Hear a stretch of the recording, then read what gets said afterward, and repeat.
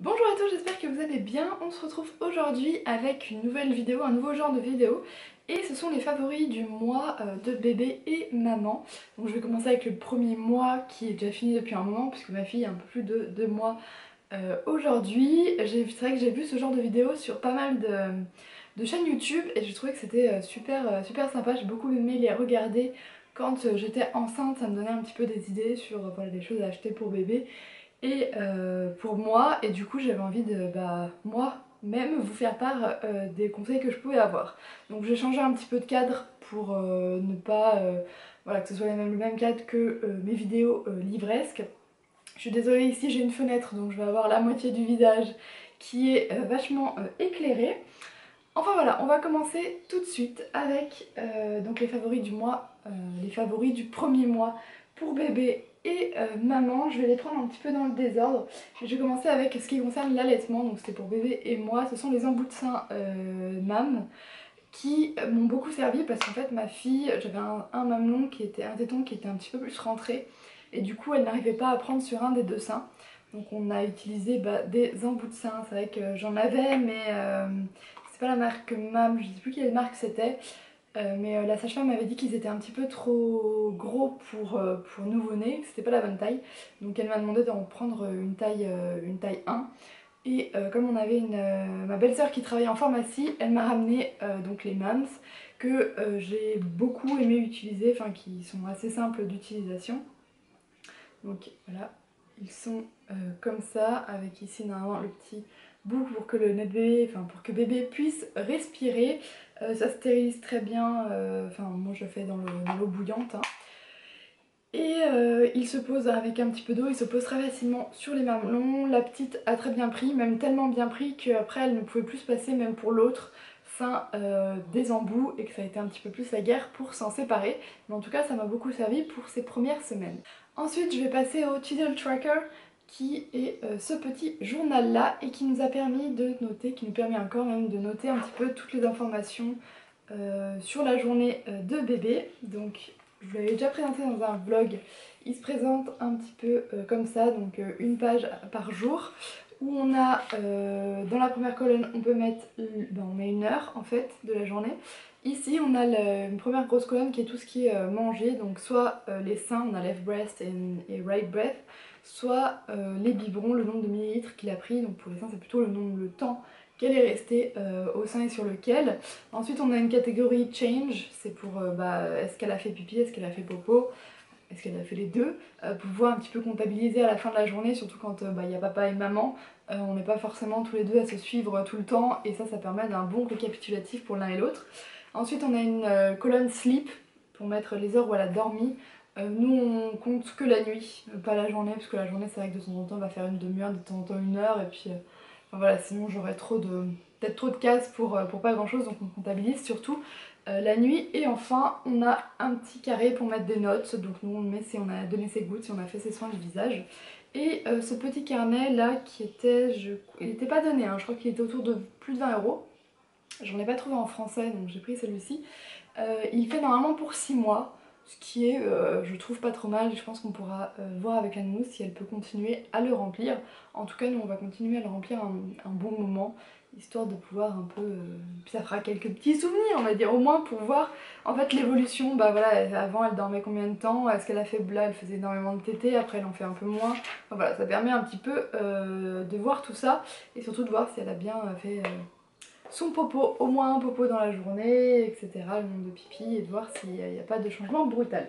Ensuite, je reviens à l'allaitement avec mon coussin d'allaitement Doméo. Il est Domo, je veux dire, Doméo non.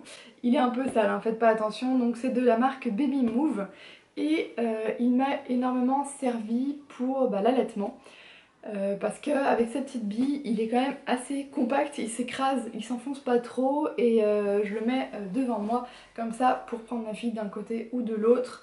Et même quand je veux la mettre sur le canapé devant moi comme ça, elle tient très bien encore, hein, pour cette de moi, elle traîne très bien à l'intérieur. C'est super sympa. Et c'est vrai que pour la grossesse, j'avais un autre coussin d'allaitement pour dormir en fait sur le côté et je préférais celui-là parce qu'il était un petit peu moins embourré, il avait une forme un peu moins On va dire qu'il avait une meilleure forme pour arriver à dormir. Celui-là, j'avais un peu plus de mal, mais pour l'allaitement, je préfère vraiment celui-ci. Donc voilà, je vous le conseille si vous ne savez pas quel coussin d'allaitement prendre. En plus, il est déhoussable. Voilà, ici, là. Donc c'est vraiment intéressant. Après, il n'a pas la... Si vous savez, dans certains coussins d'allaitement, on a une espèce de housse qui permet de faire transat aussi. Ici, il n'en a pas, mais vous pouvez mettre une tête d'oreiller. C'est ce qu'on avait fait à un moment. Une tête d'oreiller autour et ça lui fait un petit transat en fait. Elle risque pas de tomber, bien sûr, pour les premières semaines avant qu'elle commence à trop bouger. Je continue avec mon écharpe. Hop là. Je porte mon bébé, donc une écharpe de portage. Au début, quand j'étais enceinte, j'étais pas du tout pour l'écharpe. Je me suis dit, je vais trop galérer, je vais trop avoir peur de mal la mettre et qu'elle tombe. Ça va me faire plus de stress qu'autre chose. Sauf que lors de ces premières semaines, c'est vrai que on avait un porte-bébé, mais elle était vraiment trop petite. De toute façon, c'était qu'à partir de 3,5 kg et nous, elle faisait autour de 2,8 kg. Donc de toute façon, on ne pouvait pas rentrer dedans. Et j'avais vu que les écharpes, c'est vrai que on pouvait les garder dans plusieurs positions, vraiment contre nous. Et ma fille qui aimait bien être dans les bras, être proche de nous, je m'étais dit ça pourrait être une bonne solution, surtout qu'au bout d'un moment j'avais vraiment mal au bras à force de la porter. Et on pouvait la mettre aussi pour l'allaiter. Je trouvais que c'était pas mal pour arriver à tenir l'emboutin. Enfin, j'avais très peur en fait à partir du moment où mon mari allait reprendre le travail de ne plus être capable de tout gérer toute seule, parce qu'au début il m'aidait vraiment pour me positionner, pour mettre la petite, etc. pour l'allaiter. Donc j'avais craqué pour cette écharpe donc de la marque Je Porte Mon Bébé qui vaut 62 €, qui est très longue. Enfin, c'est un tissu assez élastique. Une fois qu'on a regardé les vidéos, franchement c'est super bien expliqué. Il y a toujours un premier laçage de base qui est là pour toutes les positions. Et donc moi c'est la position ventrale que j'ai surtout fait. Oula. C'est la position ventrale que j'ai surtout fait lors de cette première semaine, parce qu'après il a commencé à faire chaud et c'est vrai que le tissu par contre tient un peu chaud, surtout qu'on a 3 couches au final autour de bébé. Donc à partir du moment où il a commencé à faire chaud, je ne l'ai plus mis parce qu'elle transpirait comme pas possible. Mais en tout cas pour les premières semaines ça m'a beaucoup aidé et je crois qu'il y a des positions jusqu'à au moins 6 mois. Donc je pense que quand il recommencera à faire un petit peu moins chaud, elle continuera à me servir. Et je termine avec une moustiquaire pour bébé, pour mettre autour de son landau, parce que la nuit, comme il fait super chaud, on ouvre les fenêtres et on est à la campagne, donc il y a pas mal de moustiques qui rentrent et on voulait pas qu'elle se fasse piquer pendant la nuit. Donc on lui met cette moustiquaire, on lui a mis dès ses premières semaines. Donc c'est une moustiquaire achetée sur Amazon qui m'a coûté, de la marque La Luna, qui m'a coûté 7 € et qui s'adapte, il y a des petits élastiques, donc qui s'adaptent un petit peu sur n'importe quelle poussette et sur aussi les lits, donc ça s'ils sont trop grands, et les parcs si on veut le mettre au-dessus d'un parc. Donc voilà, pour 7 €, je trouve que c'était une moustiquaire universelle, je trouve ça très bien parce que les moustiquaires qui vendent pour les différents modèles de poussettes ça coûte une blinde, alors que bon, ça reste juste un morceau de moustiquaire et un petit élastique. Voilà, c'en est tout pour cette vidéo, j'espère qu'elle vous aura plu, j'espère que ces favoris vous auront plu. N'hésitez pas à me dire si vous avez déjà utilisé certains de ces objets, si j'ai pu vous donner des conseils. Et si vous avez d'autres recommandations, si votre bébé avait d'autres favoris pour ses premiers mois, ça m'aiderait beaucoup de pouvoir échanger aussi avec vous.